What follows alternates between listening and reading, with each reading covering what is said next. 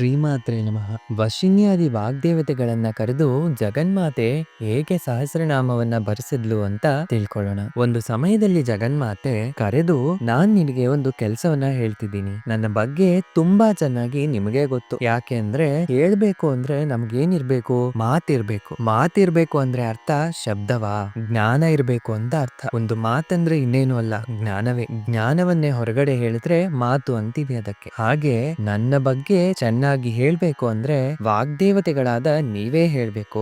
ಆ 8 ಜನಕ್ಕೆ ವಾಗ್ದೇವತೆಗಳು ಅಂತ ಹೆಸರು. ಇವರನ್ನೇ ವಶಿನ್ಯಾದಿ ವಾಗ್ದೇವತೆಗಳು ಅಂತ ಹೇಳ್ತಾರೆ. ಇವರೆಲ್ಲಿಂದ ಬಂದ್ರು ಇದು ಕೂಡ ತಿಳ್ಕೋಬೇಕು. ಯಾರೋ ಮೇಧಾವಿಗಳು ಅವರೆಲ್ಲಿಂದನೋ ಬಂದ್ರು, ಅವರಿಗೆ ಜಗನ್ಮಾತೆ ಆಜ್ಞಾಪನೆ ಮಾಡಿದ್ಲು ಅಂದ್ರೆ ಅಲ್ವಂತೆ. ಅಮ್ಮನವರಿಂದಾನೇ ಹೊರಗಡೆ ಬಂದ್ರಂತೆ ಈ 8 ಜನ ಕೂಡ. ಅಂದ್ರೆ ಅಮ್ಮನವರಿಂದ 8 ಶ್ವೇತ ಕಿರಣಗಳು ಆಚೆ ಬಂದ್ವಂತೆ. ಆ 8 ಕಿರಣಗಳು ಕೂಡ 8 ದೇವತೆಗಳಾಗಿ ಹೋದ್ರಂತೆ. ಆ 8 ದೇವತೆಗಳು ವಶಿನ್ಯಾದಿ ವಾಗ್ದೇವತೆಗಳು. ವಶಿನ್ಯಾದಿ ವಾಗ್ದೇವತೆಗಳು ನಮಗೆ ಕೊಟ್ಟ ಮಹಾ ಉಪಕೃತಿ ಈ ಲಲಿತಾ ಸಹಸ್ರನಾಮ ಸ್ತೋತ್ರ. ಈಗ ಈ 8 ಜನ ವಾಗ್ದೇವತೆಗಳು ಯಾರು ಅಂತ ತಿಳ್ಕೊಂಡ್ವಿ. ಆ ವಾಗ್ದೇವತೆಗಳ ಅನುಗ್ರಹ ನಮ್ಮೆಲ್ಲರಿಗೂ ಸಿಗ್ಬೇಕು. ಯಾಕೆಂದ್ರೆ ಈ ತಾಯಿಯರ ಕರುಣೆ ಇಲ್ಲದೆ ಇದ್ರೆ ನಾವು ಮಾತಾಡೋಕೆ ಆಗೋದಿಲ್ಲ, ಮಾತಾಡಿದ್ದನ್ನ ತಿಳ್ಕೊಳ್ಳೋಕ್ ಆಗೋದಿಲ್ಲ. ಈ ಎರಡೂ ಬೇಕು ಅಂದ್ರೆ ವಾಗ್ದೇವತೆಗಳಿಂದಾನೆ. ಸೃಷ್ಟಿಯಲ್ಲಿ ನಾವು ಯಾವ ಜ್ಞಾನವನ್ನ ಪಡಿಬೇಕು ಅಂದ್ರೂ ಅದು ವಾಕ್ಯನಿಂದಾನೇ ದೊರೆಯುತ್ತೆ. ಅದಕ್ಕೆ ವಾಕ್ಕು ಇಲ್ಲ ಅಂದ್ರೆ ಜ್ಞಾನವೇ ಇಲ್ಲ. ಇದು ಕೇವಲ ಪಾರಮಾರ್ಥಿಕ ವಿದ್ಯೆಗೆ ಮಾತ್ರವಲ್ಲ, ಭೌತಿಕ ವಿದ್ಯೆಗೂ ಕೂಡ. ಅದಕ್ಕೆ ಈ 8 ಜನ ವಾಗ್ದೇವತೆಗಳು ಎಲ್ಲರಿಗೂ ಅವಸರನೇ. ಯಾವ ವಿದ್ಯೆಯನ್ನ ಕಲ್ತರೂ ಈ 8 ಜನ ವಾಗ್ದೇವತೆಗಳನ್ನ ಸ್ಮರಣೆ ಮಾಡ್ಕೊಳ್ಳೋದು ಪ್ರಧಾನವೇ. ವಶಿನಿ, ಕಾಮೇಶ್ವರಿ, ಮೋದಿನಿ, ವಿಮಲಾ, ಅರುಣ, ಜಯಿನಿ, ಸರ್ವೇಶ್ವರಿ, ಕೌಳಿನಿ. 8 ಜನ. ನಿಜವಾಗಿ ಆ ಹೆಸರುಗಳನ್ನ ಸ್ಮರಣೆ ಮಾಡಿದ್ರೆ ಸಾಕು, ಧನ್ಯರಾಗಿ ಹೋಗ್ತೀವಿ. ಅಸಲು ಈ 8 ಜನ ಯಾರು?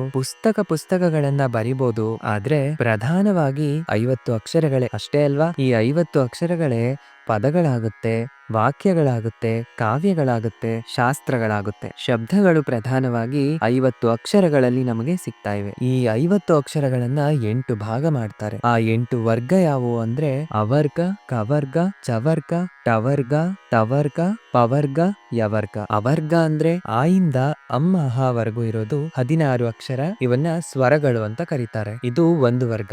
ಇನ್ನು ಕ ಖ ಗ ಘ ಞ, ಚ ಚ ಜ ಜ ಞ, ಟ ಟ ಡ ಡ ಣ, ತ ತ ದ ದ ಪ, ಯ ರ ಲ ವ, ಇನ್ನು ಶೇಷ ಸಾಹ. ಇಷ್ಟು 8 ವರ್ಗಗಳು. ಯವರ್ಗ ಆದ್ಮೇಲೆ ಶವರ್ಗ ಬಂತು. 8 ವರ್ಗಗಳಾಗಿ ವಿಭಜನೆ ಮಾಡಿದ್ದಾರೆ. ಈ ವರ್ಗ ವಿಭಜನೆ ಕೂಡ ತುಂಬಾ ಶಾಸ್ತ್ರೀಯ. ಇಡೀ ಪ್ರಪಂಚದಲ್ಲಿ ಅಕ್ಷರ ವಿದ್ಯೆ ಶಾಸ್ತ್ರೀಯವಾಗಿರೋದು ಭಾರತ ದೇಶದಲ್ಲಿ ಮಾತ್ರ. ಅದು ಕೂಡ ಸಂಸ್ಕೃತ ಭಾಷೆಯಲ್ಲಿ ಮಾತ್ರನೇ. ಮಿಕ್ಕ ಎಲ್ಲ ದೇಶ ಭಾಷೆಗಳು ಕೂಡ ಅದರಿಂದಾನೇ ಗ್ರಹಿಸಿದೆ. ಅದಕ್ಕೆ ಇಲ್ಲಿ ಮೊದಲು ಅಕ್ಷರಾಭ್ಯಾಸವನ್ನ ಮಾಡಿ ಆ ಅಕ್ಷರ ದೇವತೆಯನ್ನ ಉಪಾಸನೆ ಮಾಡಿ ಅದರ ನಂತರ ವಿದ್ಯೆಗೆ ಉಪಕ್ರಮಿಸ್ತೀವಿ. ಅಕ್ಷರಾದಿ ದೇವತೆಗಳು ಅನುಗ್ರಹ ಮಾಡ್ಲಿಲ್ಲ ಅಂದ್ರೆ ಓದಿದ ಓದು ಕೂಡ ತಲೆಗೆ ಹತ್ತೋದಿಲ್ಲ. ಅದಕ್ಕೆ 8 ಜನ ವಾಗ್ದೇವತೆಗಳು ಅಂದ್ರೆ 8 ವರ್ಗಗಳಿಗೆ ಅಧಿದೇವತೆಗಳು. ಅವರ್ಗದಿಂದ ಶವರ್ಗದವರೆಗೂ ಹೇಳ್ತಾ ಇರುವ ಒಂದೊಂದು ವರ್ಗಗಳಿಗೂ ಒಬ್ಬೊಬ್ಬರು ಅಧಿದೇವತೆಗಳು. ವಶಿನಿ, ಕಾಮೇಶ್ವರಿ, ಮೋದಿನಿ, ವಿಮಲಾ, ಅರುಣ, ಜಯಿನಿ, ಕೌಳಿನಿ, ಸರ್ವೇಶ್ವರಿ. ಅಷ್ಟೇ ಅಲ್ಲ, ಮಾತು ಹೊರಗೆ ಬರಬೇಕು ಅಂದ್ರೆ ಅಕ್ಷರ. ಅದಕ್ಕೆ ವೈಖರಿ ಅಂತಾರೆ. ಮನಸ್ಸಿನಲ್ಲಿ ಹೇಳ್ಬೇಕಾದ್ರೆ 3 ಸೂಕ್ಷ್ಮ ದಶೆಗಳು: ಪರ, ಪಶ್ಯಂತಿ, ಮಧ್ಯಮ. ಹೊರಗಡೆ ಹೇಳ್ಬೇಕಾದ್ರೆ ವೈಖರಿ. ಈ ವೈಖರಿಗೇನೆ ಅಕ್ಷರಗಳು. ಇನ್ನು ಮನಸ್ಸಿನಲ್ಲಿ ಹೇಳುವ 3 ಆಚೆ ಬರೋದಿಲ್ಲ ಅಲ್ವಾ? ಅದಕ್ಕೆ ಈ 8 ವರ್ಗಗಳ ದೇವತೆಗಳು ವೈಖರಿಯಲ್ಲೇ ಕಾಣಿಸ್ತಾರೆ. ವೈಖರಿ ರೂಪದಲ್ಲಿರುವವರು ಎಲ್ಲಿರ್ತಾರೆ ಸರಿಯಾಗಿ ಅಂದ್ರೆ ನಮ್ಮ ಕಂಠದಿಂದ ಬಾಯಿಯವರೆಗೂ ಆ ಸ್ಥಾನದಲ್ಲಿ ಆ 8 ಜನ ದೇವತೆಗಳು ಇರ್ತಾರಂತೆ. ಶರೀರದಲ್ಲಿ ಒಂದೊಂದು ಇಂದ್ರಿಯಗಳಿಗೆ ಒಂದೊಂದು ಅಧಿಷ್ಠಾನ ದೇವತೆಗಳು ಇರ್ತಾರೆ. ಇಲ್ಲ ಅಂದ್ರೆ ಆ ಇಂದ್ರಿಯ ಕೆಲಸ ಮಾಡೋದಿಲ್ಲ. ಭಾರತೀಯ ಋಷಿಗಳೆಷ್ಟು ಮಹನೀಯರು ಅಂದ್ರೆ ಆ ದೇವತೆಗಳ ಅನುಗ್ರಹವನ್ನ ಹೊಂದಿ ಇಂದ್ರಿಯಗಳನ್ನ ಹೇಗೆ ಪುಷ್ಟಿ ಮಾಡ್ಕೋಬಹುದು ಅಂತ ನಮ್ಗೆ ಹೇಳ್ಕೊಟ್ಟಿದ್ದಾರೆ. ಅದಕ್ಕೆ ವಾಗ್ದೇವತೆಗಳು ನಮ್ಮ ಶರೀರದಲ್ಲಿ ಎಲ್ಲೆಲ್ಲಿ ಇರ್ತಾರೆ ಅಂತ ಗ್ರಹಿಸಿದ್ರೆ ಅದೊಂದು ಆಶ್ಚರ್ಯಕರವಾದ ವಿಜ್ಞಾನ. ಅದನ್ನ ಈಗ ಗ್ರಹಿಸೋ ಪ್ರಯತ್ನವನ್ನ ಮಾಡೋಣ. ಒಟ್ಟಾಗಿ ಮಾತು ಹೊರಗಡೆ ಬರೋದಕ್ಕೆ ನಮ್ಮ ಕಂಠದಿಂದ ಶಿರಸ್ಸುವರೆಗೂ ಇರುವ ಸ್ಥಾನಗಳು 8. ಈಗ ನೋಡೋಣ. ಒಂದು ಕಂಠ, ನಂತರ ದವಡೆ ಅಂತ, ಅದರ ನಂತರ ಓಷ್ಠಗಳು ಅಂದ್ರೆ ತುಟಿಗಳು ಅಂತ, ಇನ್ನು ನಂತರ ದಂತಗಳು. ದಂತಗಳು ವರಸೆಗಳು ಎರಡಾದ್ರೂ ಕೂಡ ಎಲ್ಲವನ್ನು ಸೇರಿಸಿ ಒಂದು ಅಂತಾನೆ ಹೇಳ್ಕೋಬೇಕು. ಹಾಗೆ ಇಲ್ಲಿ ಕಂಠವು, ತಾಳುವು, ಓಷ್ಠಗಳು, ದಂತಗಳು 4 ಆಯ್ತು. ಅದರ ನಂತರ ಮೂರ್ಧ.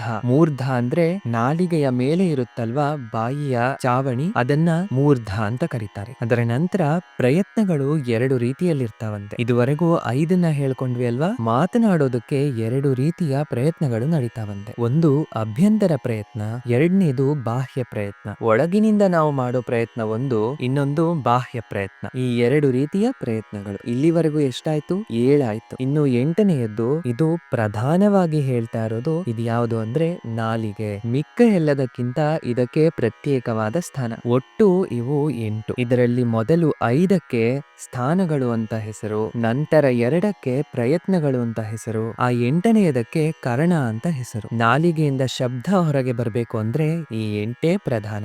ಇನ್ಯಾವುದಾದ್ರೂ ಇದೆಯಾ? ಇನ್ಯಾವೂ ಇಲ್ಲ. ಈ 8 ಸ್ಥಾನಗಳಲ್ಲಿ ಇರೋ ದೇವತೆಗಳು ಈ ವಶಿನಿ, ಕಾಮೇಶ್ವರಿ, ಮೋದಿನಿ, ವಿಮಲಾ, ಅರುಣ, ಜೈನಿ, ಸರ್ವೇಶ್ವರಿ, ಕೌಳಿನಿ. ಆ ಅಧಿದೇವತೆಗಳು ಅವರು. ನೋಡಿದ್ರ, ಅಕ್ಷರಗಳಲ್ಲಿ ಆ 8 ವರ್ಗಗಳಿಗೆ ಅಧಿದೇವತೆಗಳು ಅವರು. ನಮಗೆ ಶಬ್ದ ಹೊರಗಡೆ ಬರಬೇಕು ಅಂದ್ರೆ 8 ಸ್ಥಾನಗಳು ಯಾವ್ದು ಇದೆಯೋ 5 ಸ್ಥಾನಗಳು, 2 ಪ್ರಯತ್ನಗಳು, 1 ಕರಣ. ಇವುಗಳಲ್ಲಿ ಅಧಿಷ್ಠಾನವನ್ನು ಹೊಂದಿರುವ ಶಕ್ತಿಗಳು ಅವರು. ಇವರ ಅನುಗ್ರಹ ಇದ್ರೇನೆ ವಾಕು ಹೊರಗೆ ಬರುತ್ತೆ. ಹೊರಗೆ ಬಂದ ವಾಕು ಅರ್ಥವಾಗುತ್ತೆ. ಅದಕ್ಕೆ ಎಷ್ಟು ಅದ್ಭುತವಾದ ಕವಿತ್ವಗಳನ್ನ ಹೇಳಿದ್ರು, ಸಂಗೀತಗಳನ್ನ ಹಾಡಿದ್ರು, ಶಾಸ್ತ್ರಗಳನ್ನ ಕೀರ್ತನೆ ಮಾಡಿದ್ರು, ಈ ಸ್ಥಾನಗಳೇನಾದ್ರೂ ಸಹಕಾರ ಮಾಡ್ಲಿಲ್ಲ ಅಂದ್ರೆ ಏನೂ ಇಲ್ಲ. ಅದಕ್ಕೆ ಅಮ್ಮನವರ ಅನುಗ್ರಹ ನಮ್ಗೆ ಎಷ್ಟು ರೂಪದಲ್ಲಿದೆ ನೋಡಿದ್ರಿ ಅಲ್ವಾ? ಈ ವಶಿನ್ಯಾದಿ ವಾಗ್ದೇವತೆಗಳು ಯಾರು? ಅಮ್ಮನವರ ರೂಪಗಳೇ. ಅಂದ್ರೆ ನಮ್ಮೊಳಗಿರುವ ಚೈತನ್ಯವೇ ಈ 8 ರೂಪದಲ್ಲಿ, ವಾಗ್ರೂಪದಲ್ಲಿ ಹೊರಗಡೆ ಬರ್ತಾ ಇದೆ. ಆ ಚೈತನ್ಯ ಅಮ್ಮನವರು, ಅವಳ ಸ್ವರೂಪವೇ ಈ ವಾಗ್ದೇವತೆಗಳು. ಹಾಗಾಗಿ ಈ 8 ಜನ ವಾಗ್ದೇವತೆಗಳನ್ನ ಸ್ಮರಣೆ ಮಾಡ್ಕೊಂಡ್ರೆ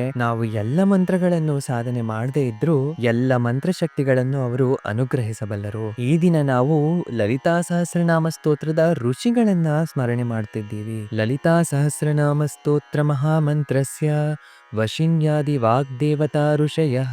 ಒಂದು ಮಂತ್ರವನ್ನ ಸ್ಮರಣೆ ಮಾಡೋಕೆ ಮುಂಚೆ ಆ ಮಂತ್ರಗಳನ್ನ ಕೊಟ್ಟಂತಹ ಋಷಿಗಳನ್ನ ಸ್ಮರಣೆ ಮಾಡ್ಕೋಬೇಕು. ಅವರು ದರ್ಶಿಸಿ ನಮಗೆ ಕೊಡ್ತಾರೆ ಅಲ್ವಾ? ಅದಕ್ಕೆ ಮೊದಲು ಅವರಿಗೆ ನಮಸ್ಕಾರ ಮಾಡ್ಕೋಬೇಕು. ಯಾರಯ್ಯ ಇದಕ್ಕೆ ಋಷಿ? ಹಯಗ್ರೀವ ಸ್ವಾಮಿಯವರ? ಅಲ್ಲ. ಹೋಗ್ಲಿ, ಬ್ರಹ್ಮಾಂಡ ಪುರಾಣ ಬರೆದಕ್ಕೆ ವ್ಯಾಸ ಮಹರ್ಷಿಗಳ? ಅಲ್ಲವಂತೆ. ಮತ್ತೆ ಯಾರು? ವಶಿನ್ಯಾದಿ ವಾಗ್ದೇವತೆಗಳು. ಅವರು ಋಷಿಗಳು. ಅವರು ಅಮ್ಮನವರನ್ನ ದರ್ಶಿಸಿ ನಮಗೆ ಕೊಟ್ಟಿದ್ದಾರೆ. ಆದ್ದರಿಂದ ಅವರು ಋಷಿಗಳು. ಅದಕ್ಕೆ ಇಲ್ಲಿ ಒಬ್ಬ ಋಷಿ ಅಲ್ಲ, 8 ಜನ ಋಷಿಗಳು. ಅವರು ಅಮ್ಮನವರ ಸ್ವರೂಪವೇ. ಅವರು ಅಮ್ಮನವರ ಸ್ವರೂಪ. ಆದ್ದರಿಂದಾನೇ ಅಮ್ಮನವರ ಬಗ್ಗೆ ಅವರಿಗೆ ತುಂಬಾ ಚೆನ್ನಾಗಿ ಗೊತ್ತು. ಯಾರೋ ಹೊರಗಡೆ ಅವರು ಬಂದು ನಮ್ಮ ಬಗ್ಗೆ ಏನ್ ಹೇಳಬಲ್ಲ?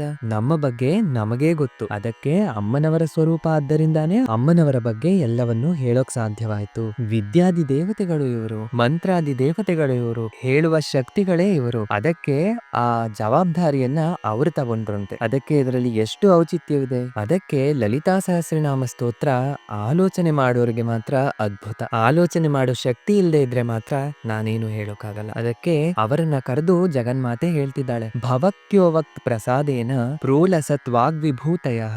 ನೀವು ನನ್ನ ಅನುಗ್ರಹದಿಂದ ವಾಗ್ವಿಭೂತಿಯನ್ನ ಹೊಂದಿದವರು. ಅಮ್ಮನವರು ಹೇಳ್ತಿದ್ದಾರಂತೆ ವಶಿನ್ಯಾದಿ ವಾಗ್ದೇವತೆಗಳಿಗೆ. ಸಾಕ್ಷಾತ್ ಲಲಿತಾದೇವಿ ಹೇಳ್ತಿದ್ದಾಳೆ ಈ ಮಾತು. ನಿಮ್ಮನ್ನ ನಾನು ಯಾಕೆ ನಿಯೋಗ ಮಾಡಿದೆ ಅಂದ್ರೆ, ಒಂದೊಂದು ದೇವತೆಯನ್ನ ಅಮ್ಮ ನಿಯೋಗ ಮಾಡ್ತಾಳೆ. ಯಾಕೆ ಅಂದ್ರೆ ನೋಡಿ, ಮದ್ಭಕ್ತಾನಾಂ ವಾಗ್ವಿಭೂತಿ ಪ್ರದಾನೆ ವಿನಿಯೋದಿತಾಃ. ನನ್ನ ಭಕ್ತರಿಗೆ ವಾಗ್ವಿಭೂತಿಯನ್ನ ಕೊಡೋದಕ್ಕೆ ನೀವಿದ್ದೀರಾ. ಅಂದ್ರೆ ಅಮ್ಮನವರ ಭಕ್ತರಿಗೆ ವಾಕ್ಕನ್ನ ಕೊಡೋರು ಇವರು. ಅಮ್ಮನವರನ್ನ ನಾವು ಆಶ್ರಯಿಸಿದ್ರೆ ಅಮ್ಮನವರಿಗೆ ಸಂಬಂಧಿಸಿದ ಡಿಪಾರ್ಟ್ಮೆಂಟ್ ಇಂದ ಕೆಲವರು ಬರ್ತಾರಂತೆ ನಮ್ಮನ್ನ ಅನುಗ್ರಹಿಸೋದಕ್ಕೆ. ಲಲಿತಾ ಸಹಸ್ರನಾಮವನ್ನ ಓದಿದ್ರೆ ಕೊನೆಯಲ್ಲಿ ಗೊತ್ತಾಗುತ್ತೆ. ಲಲಿತಾ ಸಹಸ್ರನಾಮ ಸ್ತೋತ್ರವನ್ನ ಪಾರಾಯಣ ಮಾಡೋದ್ಮೇಲೆ ಯಾರಾದ್ರೂ ದುಷ್ಪ್ರಯೋಗ ಮಾಡಿದ್ರೆ ಪ್ರತ್ಯಂಗಿರಾ ದೇವಿ ಬಂದು ತಡಿತಾಳಂತೆ. ಅಂದ್ರೆ ಅಮ್ಮನವರ ಜೊತೆ ಇರುವ ಶಕ್ತಿಗಳು ಅವೆಲ್ಲವೂ ಅಮ್ಮನಿಂದ ಬಂದಂತವೇ. ಸೂರ್ಯನಿಂದ ಬಂದ ಕಿರಣಗಳು ಹೇಗೆ ನಮ್ಮನ್ನ ರಕ್ಷಿಸ್ತಾ ಇದೆಯೋ, ಅಮ್ಮನಿಂದ ಬಂದ ದೇವತೆಗಳು ನಮ್ಮನ್ನ ಹಾಗೆ ಕಾಪಾಡ್ತಿದ್ದಾರೆ. ಹಾಗಾಗಿ ವಶಿನ್ಯಾದಿ ವಾಗ್ದೇವತೆಗಳು ಯಾರು? ಅಮ್ಮನ ಭಕ್ತರಿಗೆ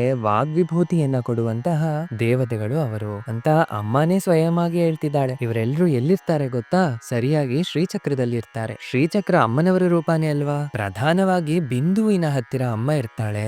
ನಂತರ ಆ ಚಕ್ರ ಬಿಚ್ಚಿಕೊಳ್ಳುತ್ತೆ. ಮೊಟ್ಟ ಮೊದಲು ತ್ರಿಕೋಣ ಬರುತ್ತೆ, ನಂತರ ಅಷ್ಟ ತ್ರಿಕೋಣ ಬರುತ್ತೆ, ಅದರ ನಂತರ ದಶತ್ರಿಕೋಣ, ತದನಂತರ ಇನ್ನೊಂದು ದಶತ್ರಿಕೋಣ, 14 ತ್ರಿಕೋಣಗಳು, ಮತ್ತೆ 8 ತ್ರಿಕೋಣಗಳು, ಅದರ ನಂತರ 16 ತ್ರಿಕೋಣಗಳು, ಹಾಗೆ ಚತುರಸ್ರವರೆಗೂ ಅರಳ್ತಾ ಇದೆ ಅಲ್ವಾ ಬಿಂದು. ಹಾಗಾಗಿ ಮೊದಲು ಬಿಂದುವಿನಿಂದ ಅಮ್ಮ ತ್ರಿಕೋಣ ಚಕ್ರದಿಂದ ಅರಳಿ ತದನಂತರ ಬರುವ ಅಷ್ಟ ತ್ರಿಕೋಣಗಳಲ್ಲಿ ಬರ್ದಾಳಲ್ವಾ. ಬಿಂದುಗಳಿಂದ ಲೆಕ್ಕ ಮಾಡಿದ್ರೆ 3ನೇ ಚಕ್ರ, ಅದೇ ಚತುರಸ್ರದಿಂದ ಲೆಕ್ಕ ಮಾಡಿದ್ರೆ 7ನೇ ಚಕ್ರ ಈ ಆವರಣ. ಆ ಆವರಣಕ್ಕೆ ಸರ್ವರೋಗಹರ ಚಕ್ರ ಅಂತ ಹೆಸರು. ಈ ಸರ್ವರೋಗಹರ ಚಕ್ರದಲ್ಲಿ 8 ತ್ರಿಕೋಣಗಳಿರುತ್ತೆ. ಅಷ್ಟತ್ರಿಕೋಣ. ನಿಜವಾಗಿ ಬಿಂದುವು, ತ್ರಿಕೋಣವು, ಅಷ್ಟತ್ರಿಕೋಣವು ಈ 3 ಚಕ್ರವನ್ನ ಸೇರಿಸಿದ್ರೆ ಅದೊಂದು ಮಹಾಶಕ್ತಿ. ಆ 8 ತ್ರಿಕೋಣಗಳಲ್ಲಿ ಇರುವವರೇ ವಶಿನಿ, ಕಾಮೇಶ್ವರಿ, ಮೋದಿನಿ, ವಿಮಲೆ, ಅರುಣೆ, ಜೈನಿ, ಸರ್ವೇಶ್ವರಿ, ಕೌಳಿನಿ. ಇವರು ಸರ್ವರೋಗಹರ ಚಕ್ರ ಸ್ವಾಮಿನಿಯರು. ಹಾಗಾಗಿ ಅಲ್ಲಿ ಕೂತ್ಕೊಂಡಿದ್ದಾರೆ ಅವರು ಪ್ರಧಾನವಾಗಿ.